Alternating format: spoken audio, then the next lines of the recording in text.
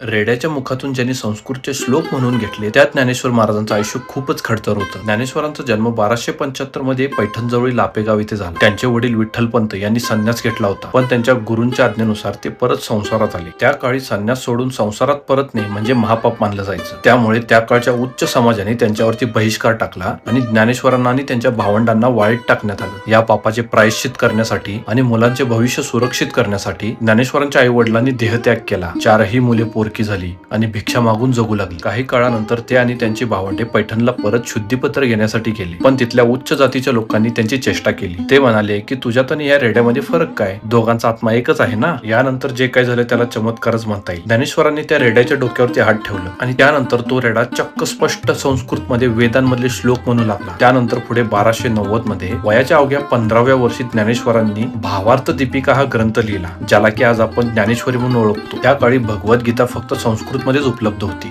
जी की फक्त विद्वान ब्राह्मणांनाच समजत असे. सामान्य जनता या ज्ञानापासून वंचितच होती. ज्ञानेश्वरांनी गीता मराठीत आणली. त्यांनी दैनंदिन जीवनातील उदाहरणे देऊन अवघड तत्वज्ञान सोपे केले. या एका कृतीमुळे मराठी भाषेला अस्तित्व आणि सन्मान मिळाला. त्यानंतर आपले कार्य इतक्या लवकर पूर्ण करून ज्ञानेश्वरांनी आपला देह त्यागण्याचा निर्णय घेतला आणि इसवी सन 1296 मध्ये वयाच्या अवघ्या 21व्या वर्षी पुण्याजवळील आळंद येथे त्यांनी संजीवन समाधी घेतली. तुम्हाला ही स्टोरी कशी वाटली ते कॉमेंट्स मध्ये मला नक्की सांगा आणि अशाच अननोन स्टोरीसाठी आता सबस्क्राईब करा.